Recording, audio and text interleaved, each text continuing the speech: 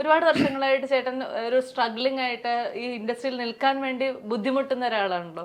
അപ്പൊ ആദ്യമായിട്ട് ആ രീതിയിൽ കിട്ടിയ ചേട്ടൻ്റെ ഒരു മാനസികാവസ്ഥ എന്തായിരുന്നു?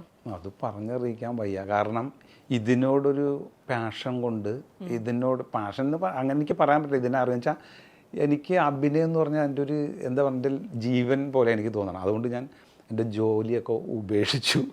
എനിക്കങ്ങനെ അതിലേക്ക് കോൺസെൻട്രേറ്റ് പിടിച്ചു നിൽക്കാൻ പറ്റുന്നില്ല.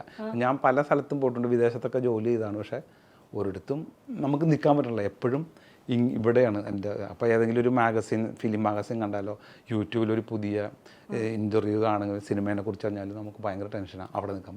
അപ്പോൾ അതുകൊണ്ട് ഞാൻ ജോലി അങ്ങ് റിസൈൻ ചെയ്തെങ്കിൽ പോകുന്നു. ആണ്.